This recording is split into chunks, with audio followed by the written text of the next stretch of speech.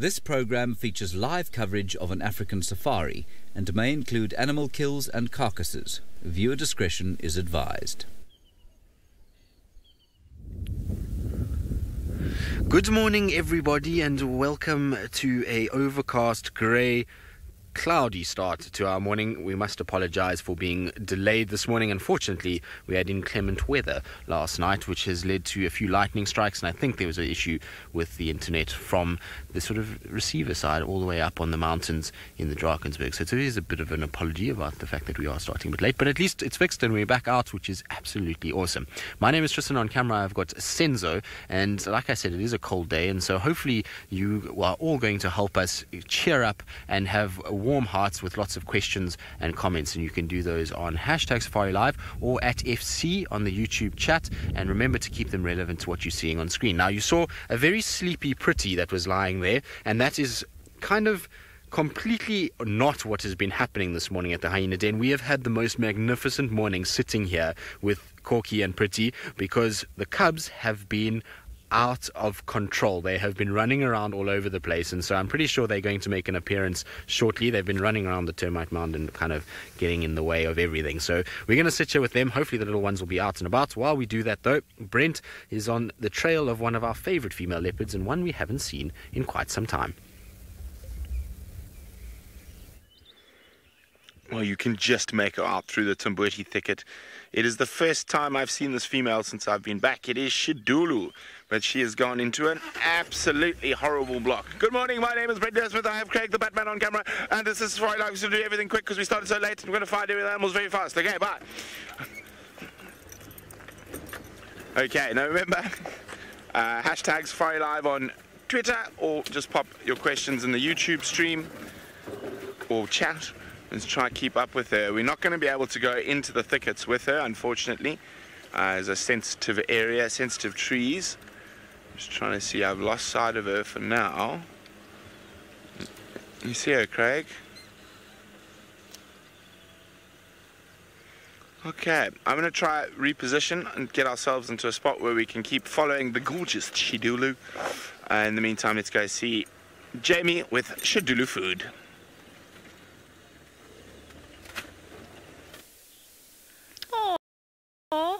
Call her Shidulu Food. Look how beautiful she is, even though it is in fact entirely the truth. A very good morning to all of you, and welcome to our late start. My name is Jamie, and this morning Sebastian is on camera with me, also known as Debation. He was on our gate list yesterday as Debation. Debation and I are having a slow and quiet morning. Brent is with Shidulu, Tristan is at the Hyena Den, and we're with Ninyala. But that's okay because it's actually quite beautiful and it's actually quite interesting. Now, I'm sure that Tristan has updated you as to what we did while the internet was down. We threw 3 of our trainees into the hot seat, quite literally, and we made them present the first 2 hours of the safari. So it's been an interesting experience for them. I imagine they're going to need to go back to camp and have some very strong coffee once this safari is finished. This is actually really interesting behavior from this Nyala. She is in the most incredibly awkward spot. It's a fallen, what is it? Fallen tree. Let's go with that. It's a fallen tree. I'm not sure which tree it was. I think it's a marula. It looks like marula. So it's a fallen tree. I know! A fallen tree. Very specific. Now she's tucked herself right up in the most awkward of places. And I've been trying to figure out why she's done this.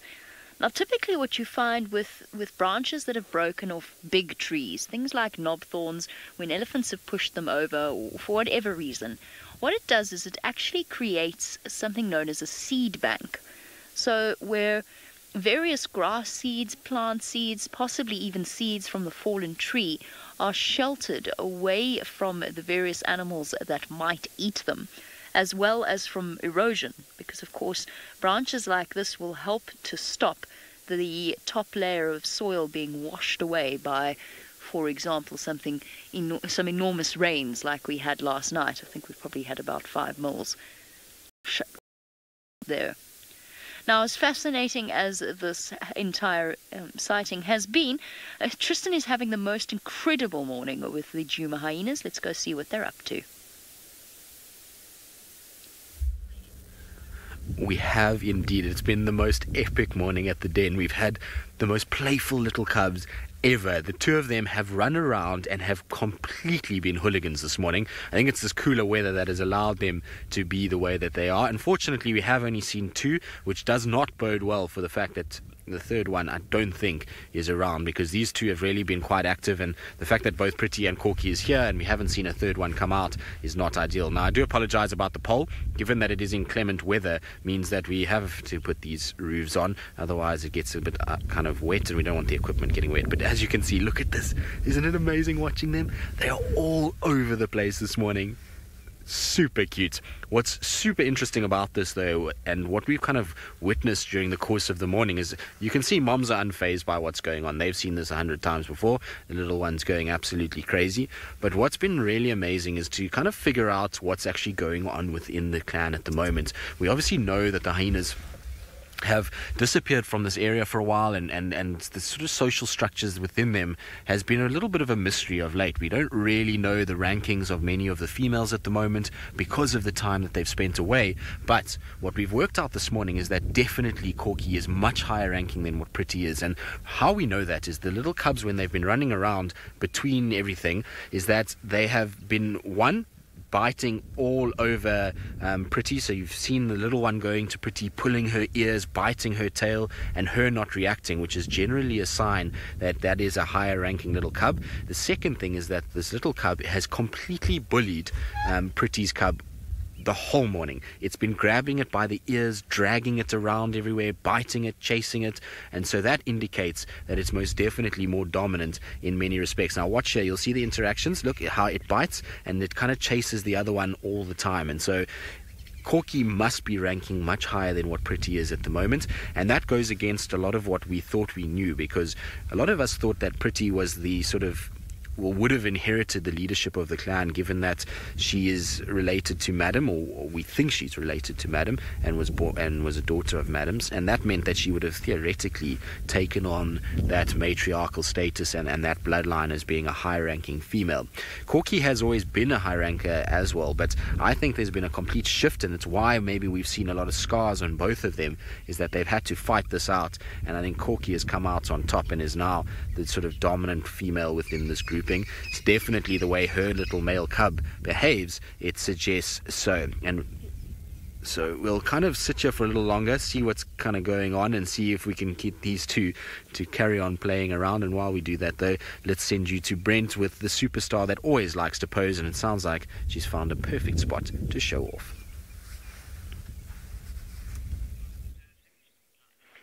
Well, she is having a ball. She just suddenly ran up this really big jackalberry tree, and it was a favorite of Shadow's and Sindile's, this tree. There you go. It looks like she's going to come down.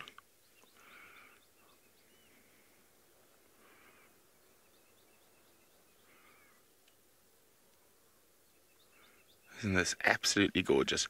Late start. Well, that wasn't the most elegant descent, madam. But she's sniffing, sniffing, sniffing, and scent marking as she goes. There we go. Very much Shidulu territory these days. Okay, what did you see that made you jog like that?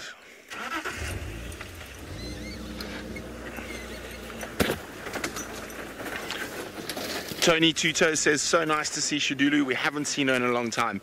Indeed, I mean, I haven't seen her since May. So I'm quite excited. I'm just going to have to go through a bit of a quarry thicket here. Oh, I think we're going to have to go down.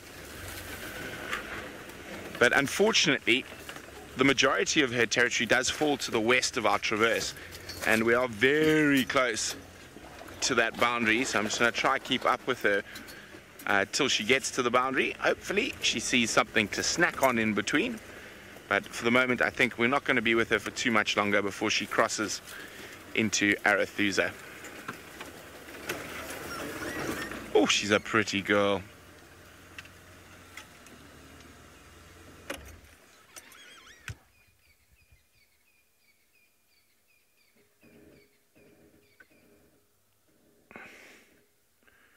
You can see how in this dry climate how well that camouflage works. Okay, I'm just going to try to jump up ahead of her before she gets to the boundary.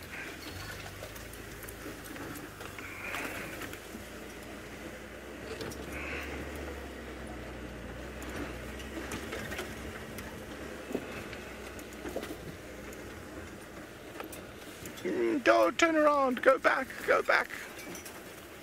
I don't think she's going to that. She's working with serious purpose at the moment. Walking with serious purpose. There she is. Quite full. So after the rain, she's basically headed out to re-scent mark her scent marks to make sure no other females or any meandering females know that this is Shadulu territory. Here she is, beautiful. Hopefully her last bout of mating with Hokomori will produce cubs. And this little area where we are tends to be a favorite for female leopards to keep their cubs in, while Shadow has kept all her different cubs in this little drainage system. Okay. We are almost on the border. You never know, she might walk down the road or up the road for a little bit, so we might be able to stay with her for a little while longer.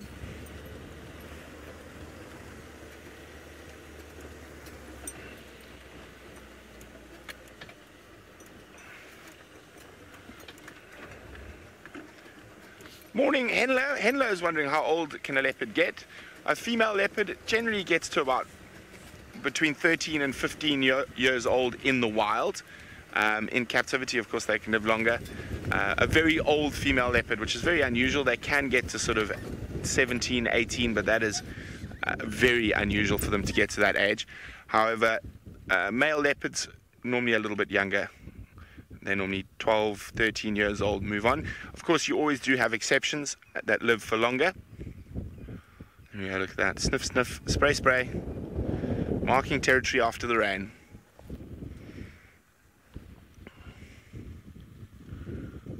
We are sitting on our western boundary, unfortunately, at this very moment.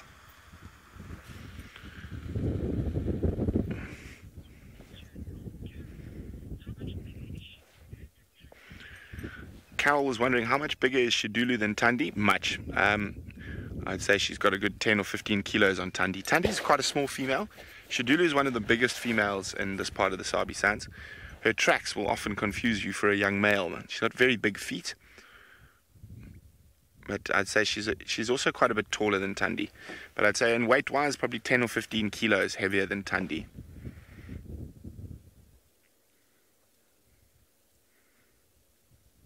Seems to be listening intently.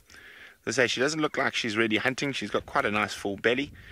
And just re-scent marking after the rain.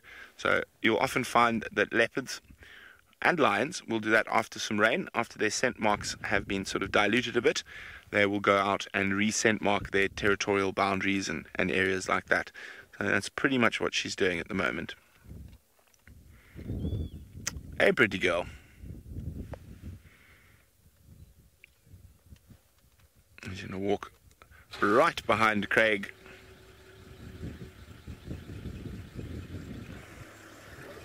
And she has unfortunately crossed our boundary, and we'll keep an eye on her for as long as we can, but I don't think we're going to be able to see her for too long.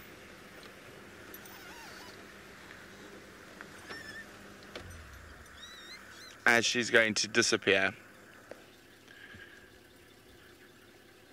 Oh, monkeys have spotted her as well. So the game is up. Shadulu is heading to the west. In the meantime, we're going to send you a few 1,000 kilometers away, all the way up to the Masai Mara to see what James Hendry's up to. Afternoon. No, sorry, that's wrong. Good morning from here in the Masai Mara. There are some topi. My name is James Hendry. Don't worry to come back to me. We have got Bangay on camera today. This is his second attempt on camera. Doing very well. You can see that those are topi, which means he must be doing something correctly. It's a blustery morning here. That's not unusual. Well, the wind has just come up, actually. And we're heading down towards the south in an attempt to see if we can find the Owino Pride, and also reports of huge herds of wildebeest returning from the Serengeti into Kenya, which is very exciting indeed. Marvellous to have you all with us. We do apologise, as I'm sure Brent and Jamie have. Is it Jamie? Yes, it is. Brent and Jamie have apologised for our late start. I'm sorry about our late start today. It was beyond our control. So like I say, we're going to go north, south. Let's just have one last look at the topi over there, and I believe Tristan is also live today. I didn't know that. Gosh, we have got a full team out.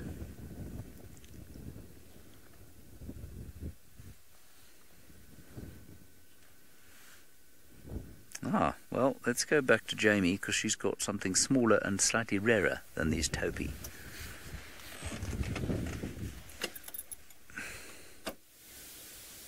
Something smaller and rarer, but really, truly beautiful. Actually, I don't know. I mean, I would not necessarily say that this kingfisher is that rare. I just wanted to check something very quickly, and that was whether or not we got really lucky with our kingfisher, and that we had in fact spotted a grey-headed kingfisher. Unfortunately, it looks as though we've spotted a brown-hooded kingfisher, which is not quite as rare as the grey-headed around this area, but you see them around and about. But on cold days like today, looking at something like this is the flash of colour that makes all the difference in your day. Isn't it beautiful? That bright, bright, bright blue. It just adds some colour to an otherwise somewhat gloomy and grey day. And hopefully, very soon, its cousins will be returning to us. I don't even know if we've got bets going as to when the woodland is going to come back. There's a kingfisher that looks a little bit similar to this. It's a little bit larger, and it is called a woodland kingfisher. And for our new viewers, it for us is the sound of summer when they arrive, because they are intra-African migrants, so they spend oh, do we? Okay, so Lou's telling me that there are some bets as to when the woodlands are going to be back.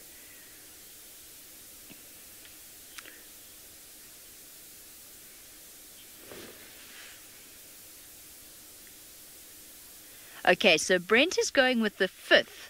The 5th of November. Then Tristan is, what was it, 14th, and James was 15th. That's fascinating. That is really fascinating. Guys, I think this is a grey-headed kingfisher. It is a grey-headed kingfisher. I really think it is. I've been staring at it, and do you know how very seldom we put a grey-headed kingfisher on camera? In fact, I think for most of you, I really feel that, I'm sorry, I've been talking nonsense, but I've been staring at it the whole time. That's why I'm talking like I've forgotten how to speak English, because I don't think I've ever put a grey-headed kingfisher on camera. We've chased them before, but I don't think I've ever managed it personally. So for those of you that are wanting to add to your bird list, this is a really nice opportunity, because we very seldom see this bird. I'm looking at its chestnut belly going, I'm sure that brown-headeds don't have that belly. No, it's definitely a grey-headed kingfisher. How awesome is that? Something really nice to add to your bird list, because I think there's quite a few of you out there that will not already have it. Oh, we were talking about the return of the woodland kingfisher, but this is actually even more exciting, because we know the woodland kingfisher is going to come back. And if Brent is to be believed, the first one seen or heard is going to be in 3 days' time. But this is special. Now, for our newer viewers, this is a kingfisher. It belongs to the family of, I also think Brent's being very optimistic. This belongs to the family of kingfishers, and there are several different species. Yesterday on the Sunset Safari, we actually had the only 2 kingfisher species that we see here that actually fish, that actually catch fish. The rest of them, like this grey one, and the brown one, and the malachites, the pygmies, the woodland kingfisher, they will all actually predominantly prey on insects. You've got to always be careful with hard and fast rules out here. So perhaps if it saw a water hole with some tadpoles in it, it might swoop down and grab a tadpole or a frog. But by and large, their diet is insect-based. So cute. I just love that brown belly.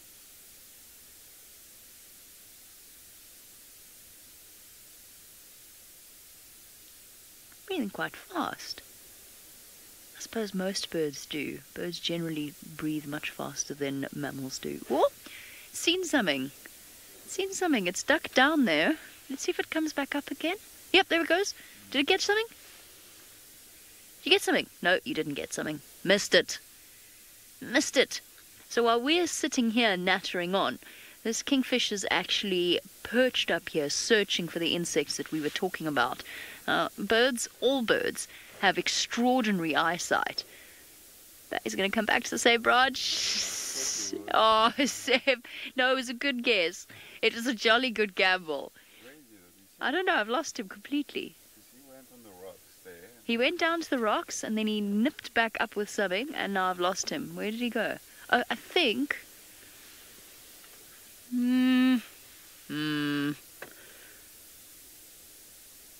I can't see him. Let me try go forward a little bit. No, he's gone. He has gone. He has abandoned us. Fortunately, Tristan's little hyena cubs have not done something similar to him. Indeed. Luckily they haven't run away. It would have been a bit awkward if they had run away.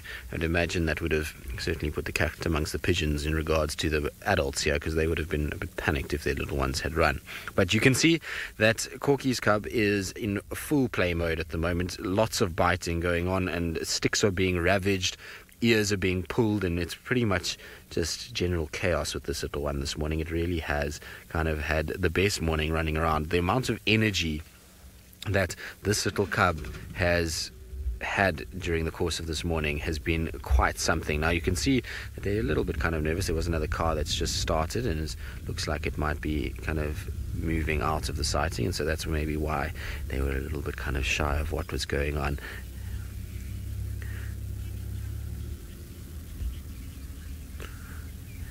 So, Nico viewer, yes, you can tell the difference between individual hyenas. They, much like leopards, have spot patterns that are different. So if you look at the spots, obviously the little cub hasn't got those spots just yet. But if you look at Corky, who's sitting over there, you'll see that she does have spots on her.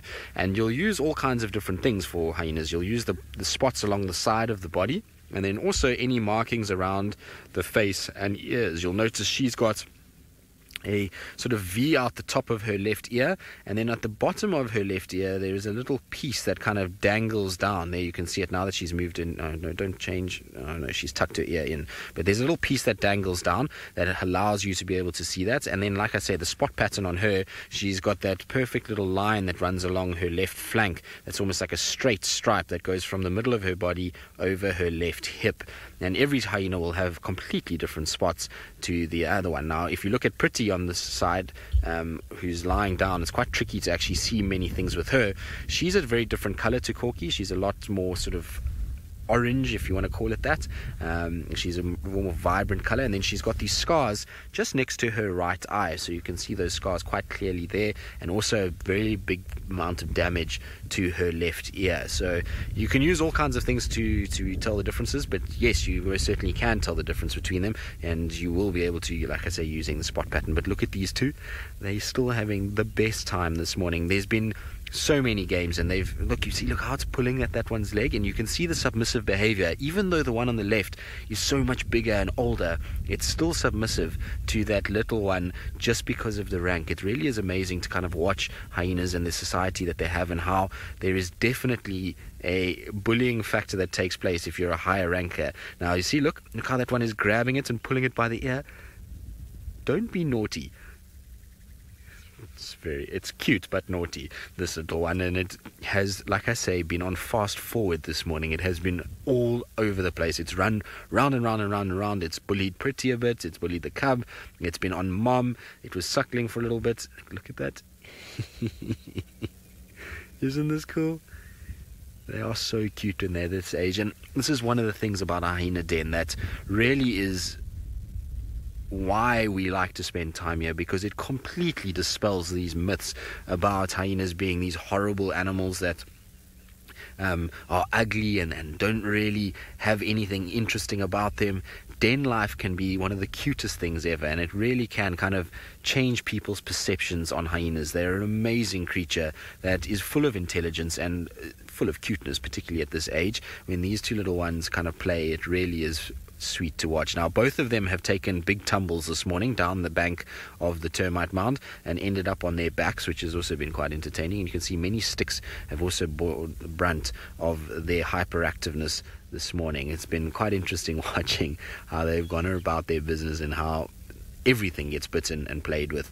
Now, if you watch this little one, you see how when she approaches Corky, very kind of nervous, sniffing around a little bit, not too sure, and then the little one comes and chases it away, saying, "That's my mom, you won't go anywhere near my mom, you stay away, and this is my stick as well." So all of that area is only for this little one. It's not for the other one to come anywhere near.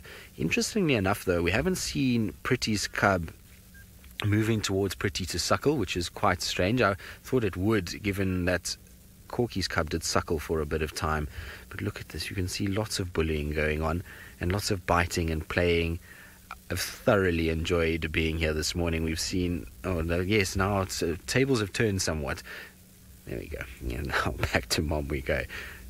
I wonder if she's going to come, or he, should I say, which is a really cool part of this morning, is that we've been trying to work out who exactly is who and exactly kind of what sexes they are, and we can confirm that this little one is indeed a boy. So it is a little male that Corky has at the moment, a feisty little male at that, and he's been kind of scent marking as well, which has been very interesting. He keeps walking right up to where Pretty is and anal pasting right next to her head, and it's almost doing it, but it's been really fascinating to kind of watch that. Every time it does it right next to Pretty's head, and almost as if to say, I'm already higher ranking than you, even though you're bigger, which is quite strange.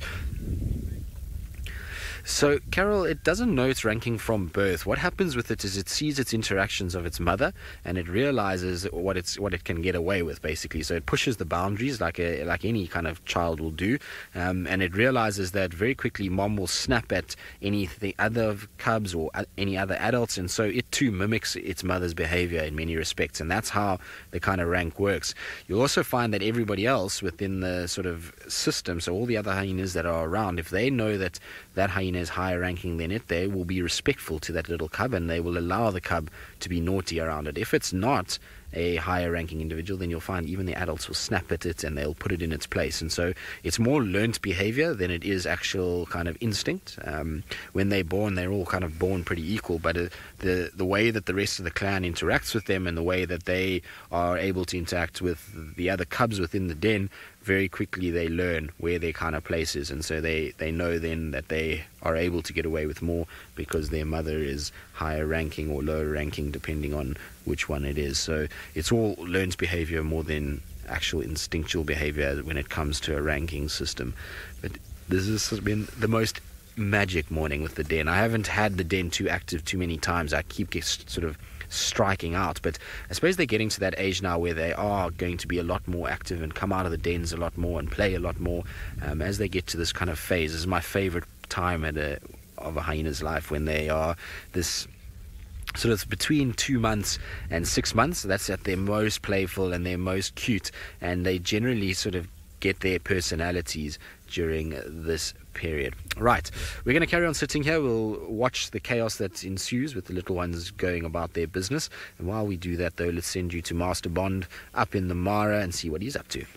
Hello everybody, we're not just with Topi, we're with a huge mixed herd of animals. Naturally there's a vehicle coming towards us that's going to want to get past, but I'll just quickly tell you, we've got Topi, we have got eland, we have got elephant, we have got zebra, we have got some wildebeest, so it does look like there are certainly some migration herds back in the Masai Mara. And a Grant's gazelle, that's very special. A Grant's gazelle, and there are a number of Thompson's gazelles around here as well. Is that a Grant's or a Thompson? That's a Tommy, sorry, it's a Thompson's gazelle. No, it's not, it's a Grant's. I can't see my screen properly. I'm just going to have to move the car, sorry. Hello, regular. This is indeed genuinely live. The reason you know that is that I've made a mistake. And of course, if it was pre-recorded, well, then we'd probably have edited that out. Let's go back there.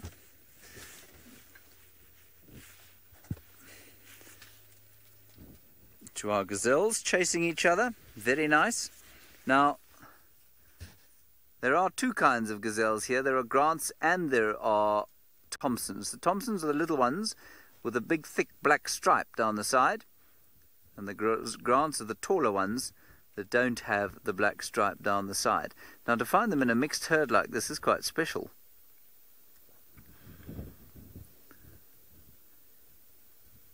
Of course, where there are large herds of animals like this, one might hope to find a pride of lions lurking underneath a tree or on a termite mound.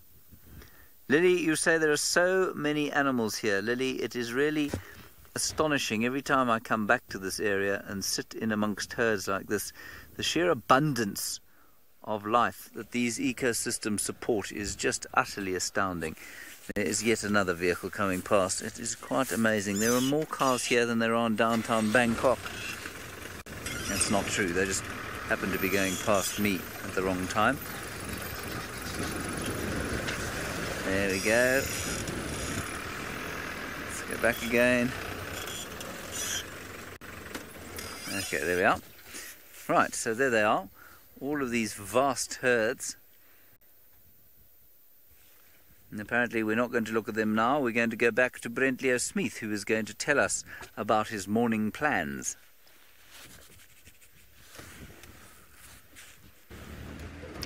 Yes, welcome back, welcome back. Well, unfortunately, the Shadulu sighting was only a cameo by that beautiful female. I've now headed down to the eastern sections of Djuma, and I'm going to have a quick look for Thandi and Shalamba, and maybe even the Duke himself, Tingana. Updates on the lions. The Nkomas unfortunately have headed into the southwest, so outside of our traverse zone, but they move around quite a bit at the moment, so hopefully they will be back shortly. Now, you never know what you're going to find. This is probably my favorite general area of Djuma, up along this eastern, from the Mawati east in this area, and I've had such great luck in this area. We had that epic honey badger sighting here a couple of days ago, lions killing buffalo, Thandi killing duiker. Anisha is wondering, how do we remember where the borders are? Well, they're pretty well defined roads, especially Triple M, Gowrie Main and Buffelshoek cut line. This boundary is probably the least defined, but I don't know, you just remember, it's quite easy, Alicia. So this is the least defined of the boundary roads.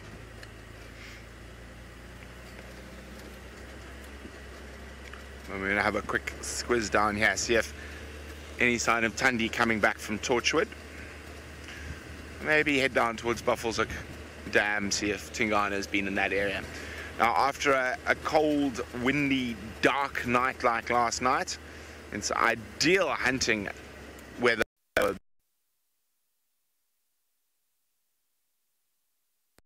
My monitor, it went black screen, blue screen.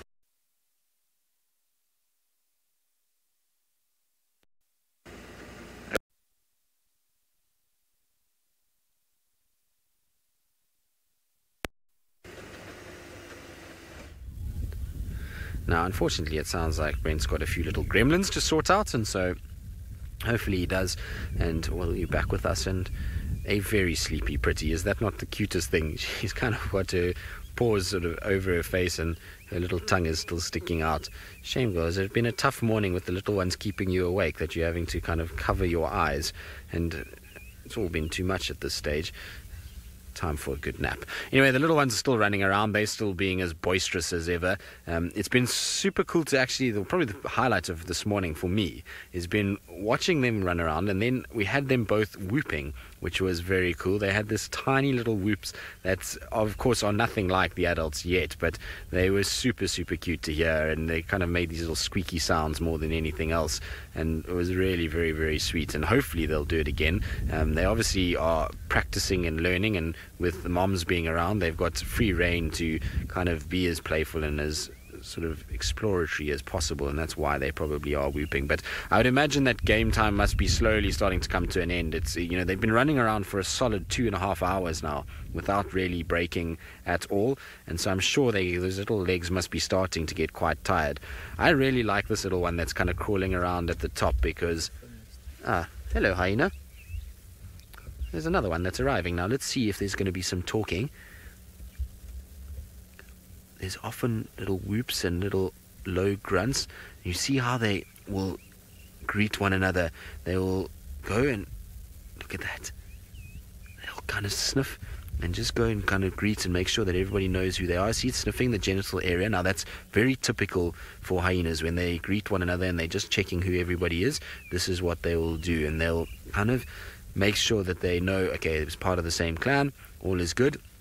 The little ones, well, they run inside because they don't know exactly who is here, so they'll always be a little bit kind of nervous of what's going on, so they'll run, make sure that they just get out of harm's way in case it's a rival hyena or could potentially be something that is dangerous, and so they go inside. As soon as that hyena then leaves, that's not their mother's, then they'll start to come out again. But he's coming back again now. I think it's Koza. I must just double check who it is. He's got lots of scars all over the back end, and I know Koza has been quite roughed up of late, and you can see, look around the sort of back end there, lots of little bite marks and various other little wounds that they've got, and you'll find this quite regularly on male hyenas. They also get hammered a lot of the time, and particularly lately, I would imagine, with so many hyenas being around, there's going to be a lot of kind of biting happening. So it is Taka. So there was two options here. It was either Koza or Taka. Both of them have got lots of wounds. And it's exactly what I was saying, is that in this area at the moment, we've got a lot of hyenas moving about. And that means that there's a lot of competition at kills. And there's a lot of kind of vying for sort of dominance within females and males. And so you're going to find that there's going to be a few bite marks all over everybody. Now, Pretty's awake as well. She's just watching, making sure Taka doesn't get too close to the little ones, and you can actually hear her scratching when she does. Look at that. Hello, girl. She really is a beautiful hyena. You can kind of see why she got given the name. She's got a really richly colored coat. It's that beautiful kind of orangish color, and unfortunately her ear's a little bit mangled at the moment, but she does have a very kind of clean round face, and she must have been such a cute little cub when she was small. I think she must have had that kind of very, very sort of sweet face about her when she was younger. Lots of itching going on, exactly like a little puppy. I think she would have been very puppyish in her approach to life. You hear her scratching. Now it's starting to rain as well, which is not ideal. The forecast is for a lot more rain today, which is going to be interesting. Now let's see the little cub. The little cub is dragging something up into the den itself. It's got something that it's busy chewing. I can't see if it's a bone or what it is. Now, of course, they will be starting to eat meat soon. You'll find that these little ones will be already eating meat from about 2 months old. They'll be starting to feed on meat and going after it. And there was a leg of an animal that they took into the den itself. So the older little cub picked it up and dragged it into the den when we first got here. You can see lots of interactions. Now, what's interesting is where that male is sniffing, that is where the little cub pasted, and now the male's pasting too. Look at that. I wonder where he ranks within the males. He must be quite a high-ranking male, because the females are not too perturbed by his presence, and they're allowing him around even with the cubs being out, which is quite interesting. So let's see how Corky responds with her little cub being out. Very, very interesting. He's got his nose to the ground. Now the little cub is right by Pretty at the moment and is very curious about this male that's walking around. Needs to kind of have a look and see what's happening. Now, Lou, if you can just repeat what Philip's question was. Sorry,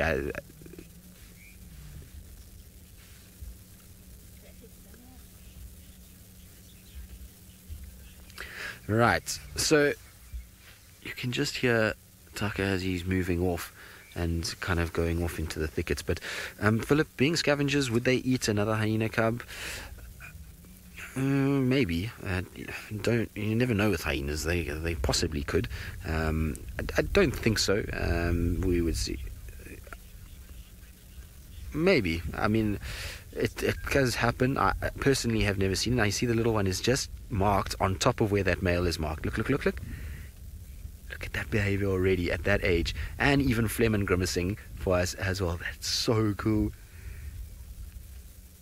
Basically saying, hang on, you can't come mark here. This is my territory. Even though I'm tiny, you can't mark on my piece of grass. You can see definitely a little male. It's quite evident there. And so when we talk about males and females and how we sex hyenas, you've got to look at their penis, I'm afraid, at this age. And so when it gets this kind of triangular shaped end to it, that is a male. A female has a much straighter end to its pseudo penis than what the male has on his proper equipment, if you want to call it that. But little one is marking all over the place. Now, talking about back to the sort of scavenging and whether hyenas will eat hyenas, there's lots of cases where it happens. There's lots of pictures of hyenas eating hyenas. Whether or not they would eat a member of the same clan, I'm not quite sure. I know Brent has had hyenas eating hyenas in the Mara, and I've never seen it personally here, but I have seen, like I say, a lot of pictures of hyenas eating other hyenas. But generally I would imagine it must be maybe from a different clan. I would be very surprised if they ate members of their own clan, but you never know. Obviously things like lions and leopards sometimes will eat their own offspring, and it's because it's still nutrients at the end of the day. So even though it's not ideal to be eating, their young, it's an animal that's dead already, and they'll often just feed off it because there is that kind of nutrient value. Or sometimes they do it because there's other cubs that are in the area and they don't want to attract the attention of scavengers and other predators. But there you can see Pretty's cub is finally settling in for breakfast. Shame this little one hasn't eaten this morning and has been full of beans, and so I'd imagine that's why. Now here comes a hyena back in again, another one of the males. Is it the same male or is it a different one? Let's see. No, it's same one that has come back in. So he walked quite far away and then kind of came back, and look, he's sniffing around. Now let's see. You see he's even nervous of that little cub. Do you see that? Now let's see what the interaction's going to be now that the little cub comes out. Look at how the cub is sniffing. This is very cool. Not sure now.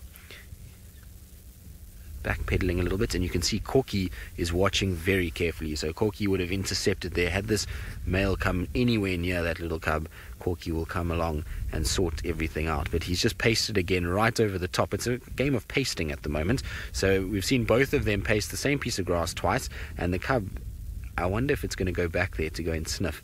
But you can see even the male is a bit wary of approaching that little cub. Cub is wary, and so is the male. They don't want to really get too close, and it's because the male knows he'll get an absolute hiding from the females if he gets too close to that little one. He's sniffing around. What have you smelt, boy? Now let's see what Corky's going to do. She's up. Listen.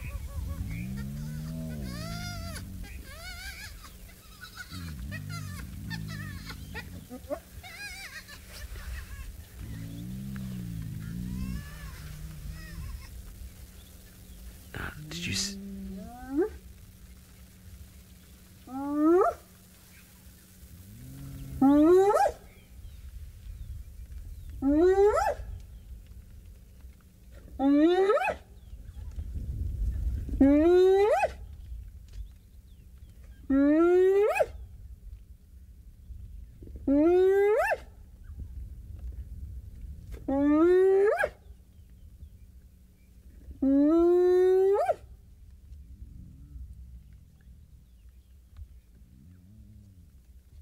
cool was that? We had him vocalized not even 30 centimeters from the edge of the car. That was absolutely spectacular. But did you see when Corky and Pretty were interacting, how Pretty was very submissive towards Corky? So Corky definitely is, if we weren't sure before, we know now after today's interaction that Corky is by far the more dominant of the two females, and Pretty most definitely was very kind of submissive in that whole interaction. But this has been such a magic morning at the hyena den. And you, little one, have been the center of it all. You can hear Pretty's cub squittering there, asking for milk. It's still hungry.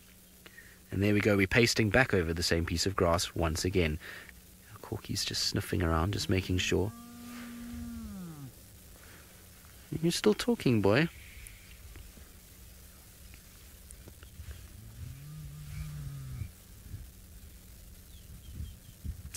Now look at this. Look how brave that little one is being.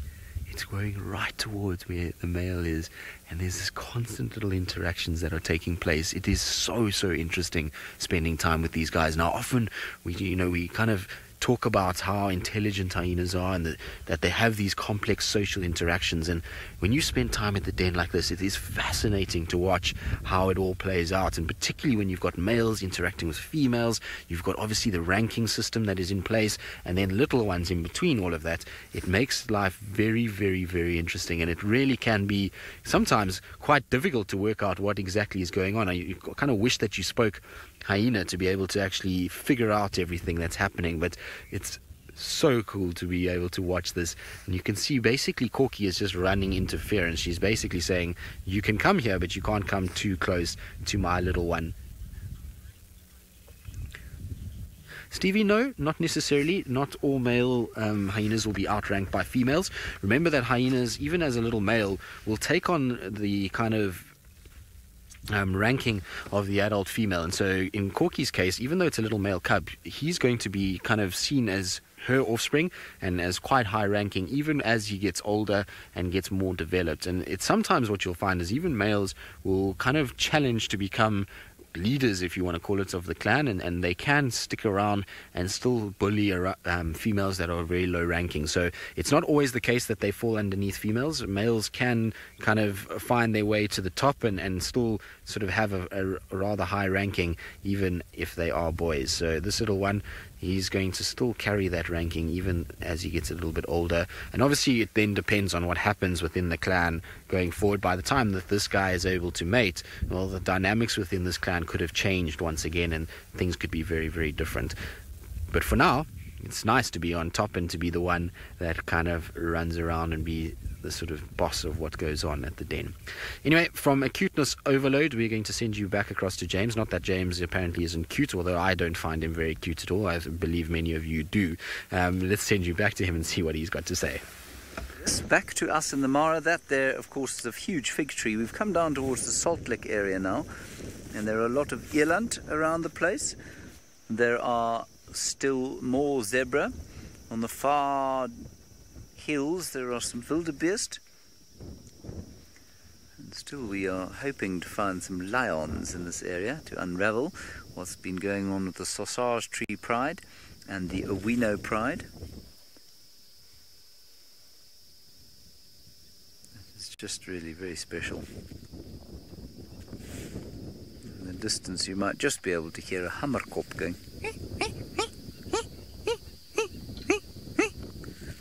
Diana, the fastest antelope here and in the world is in fact the Thompson's gazelle. Well, not strictly an antelope, I suppose, it's a gazelle. They're very closely related and they are the fastest. Now, for many months we told you the topi were the fastest in the world because I read that when I was a child. I was incorrect, however. They're apparently not that quick. Wildebeest are pretty fast. Apparently have been clocked at around about 65 kilometers an hour, which is a bit close to 45 miles per hour, 40 miles per hour, so it's pretty quick. But we think that the Thompson's gazelle reaches speeds of up to 90 kilometers per hour sometimes, which is about 55 miles an hour. So they're very quick indeed. Let's have one last look at this tree and then we'll press on. There we are. Very pretty indeed. Now they're all heading down towards or away from the Salt Lick where they've been feeding. And we'll head down there too and see if there aren't some lions. Once I've taken in no, I'm not going to take an illegal picture there. Sorry, Wendy, I'm afraid I missed that. She said it looks dry in the Mara. No, it's not dry. The soil certainly doesn't seem to be holding a great deal of water, but they've had a very good season of rain. Oh, sorry, Wendy, what speed do we drive in the Mara? Well, it depends entirely on where you're going. Now, the speed limit is 50 kilometers per hour, 35 miles or so, and that's the fastest we can go on the big roads. But here we're about to go through a very rocky section, so, well, it's going to be at about 2 or 3 miles an hour. There's something else I wanted to say about speed, but I forgot. Oh, yes. The fastest ungulate in the world, I think, is the pronghorn antelope, which, while it is called a pronghorn antelope, is not in fact related to these antelope very closely, and they're of course only found in the US, and apparently they are even quicker, I think, than the Thompson's gazelle. If anyone would like to check that up for me, that would be marvelous. Okay, let us continue. Pronghorn antelope of the United States. Now I have to find the road. Here it is.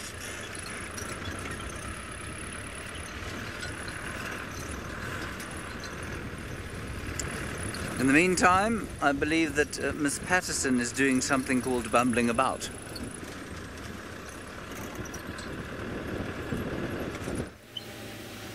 That is pretty much exactly what I'm doing. I'm bumbling about. I'm on a bumble.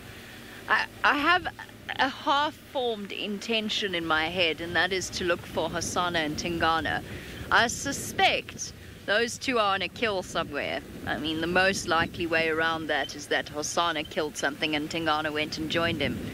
But we've had so little sign of either of those two leopards, and when Tristan last saw Tingana, he was hungry. And if I remember correctly, we hadn't seen Hosanna that day. I think he tracked Hosanna down, and I think he found him eating something somewhere in here. The problem with that is that I've checked all along the Mulwati, which was where Tingana was last seen, or close to there. I think if they had a kill in there, we would have seen them on the dam cam coming to drink, because that would have been the closest water. So my next theory, which is basically just a theory, is that there's somewhere here close to Galagopan, because then they would go down towards Galagopan to drink, and that would be... I also heard something. Yeah. You can see Seb's look.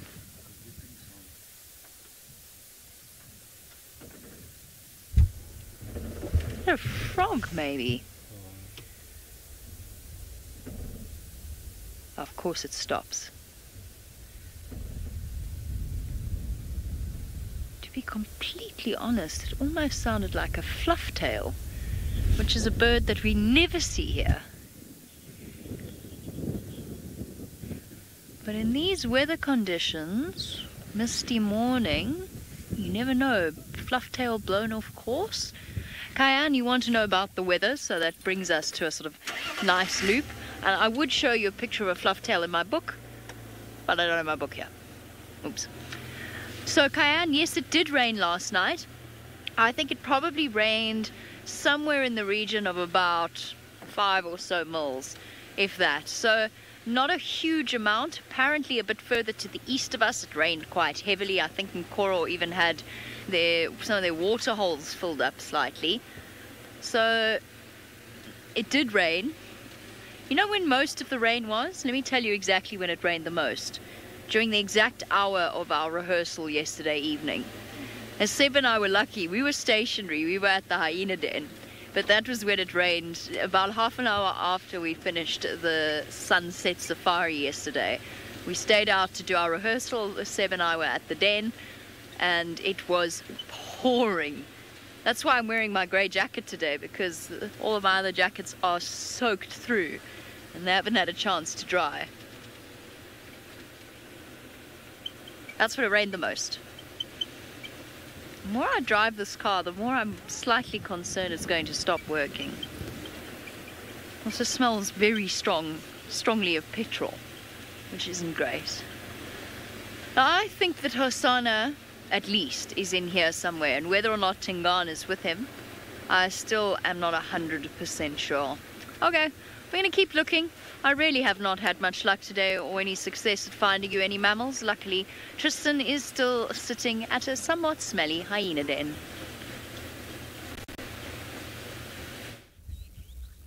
Well, I'm sorry, Jamie, that you haven't had much luck today. It sometimes goes that way. I was on that end yesterday afternoon. Jamie seemed to be finding all the animals yesterday afternoon, and, well, we found absolutely nothing. So I know her pain and know how it feels, but it's been a thoroughly epic morning, and I actually really wish Jamie was here this morning. As much as it's been cool for us to watch it, I just know how much Jamie loves these kind of things, and she would have absolutely loved seeing the interactions between all of these hyenas and kind of seeing everything taking place. And so I hope that if she comes out this afternoon or whenever she's next out and is at the den, that it is just as active and she gets to see all of these kind of things too, because it's been such a special morning out here.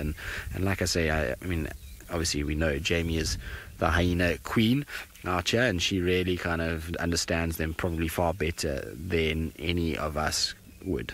Kurt, yes, it's possible. So in 2012 we had a den on Arethusa, not too deep in, and I can't remember which clan it was, whether it was members of... Oh, look at that. Isn't that sweet? Now, you can't say that hyenas are not cute when you see that. Isn't that just fantastic? Look at the little spots on its tummy. And can you hear it whinging? so cute. Now, anyway, there was this den on Arethusa, and basically the 2012 we had these major floods that came through. So it was about 4 or 5 days of torrential downpours of rain that just did not stop. It was heavy rain, and we had widespread flooding. It's when Gari Dam all burst, and Mulawati was flooded, Mulawanini was flooded. It was just chaos in this particular area, and that particular hyena den flooded completely, and the little one actually drowned that was living inside there. So yes, they can flood. It obviously takes a huge amount of rain for that to happen. The thing is, at the moment, is that the water table is so low that it would really have to rain something unbelievable for this den to flood, but it is a real risk, and the little ones can be caught out. Luckily now, I mean, these ones are getting quite well developed, and they would be able to probably move, and animals are very good when it comes to perceiving changes in weather. Now you see, Pretty's just like, hang on a second, even though you're higher ranking, you're not my cub, which means you cannot come and suckle at the same time. And so they're now going to be checked out. Now look, a little bit of sniffing that's taking place. How cool is this interaction? What a special morning we've had. And the fact that the den has been active, I mean, we've been here since early this morning. We got out at about, because as Jamie mentioned, we did a kind of mock drive for Lauren and Trishala and Jackie, and we were out, I'd say probably we got out at about 5:20, maybe 5:15 is when we left, and we came out. And so since then, this has been completely active the whole time, and so it's one of the longest kind of periods of activity I've had at a den in a very long time. Generally we see them run around for a while, and then the adults kind of get over the cubs and they kind of move off, and the cubs go back in, and we don't get such a long period of incredible kind of playfulness and interactions and really just interesting behavior. So we've been so fortunate this morning to see this, and you can see, look at this, that little one is interacting with Pretty. Now remember that that's not her mom, or his mom should I say. I keep forgetting that we know that it's a boy now. So now unfortunately James is no longer going to be able to call it Shim anymore, because we now know that it's not a she or a he, it is a he, in that there is no kind of way that it can be confused between either or. So it's going to have to get a proper kind of identity at some point, but we'll wait for it to get a little bit older before we do anything like that. But look at this. Hello, Mom. Isn't this cool? Listen to them talking. So Pretty and Corky are just having a little chat. Cubs are running in between everybody's legs. So special.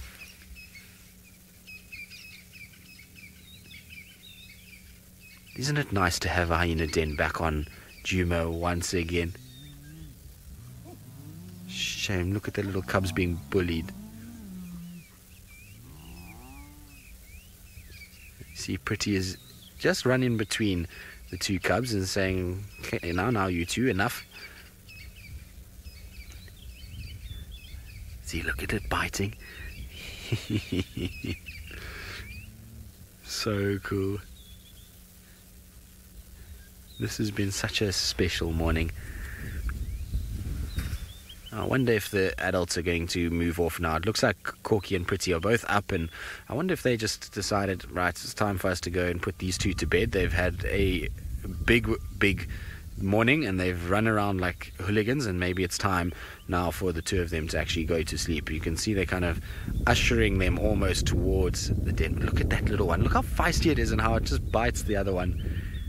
And there comes Pretty to intervene. Philip, difficult to say.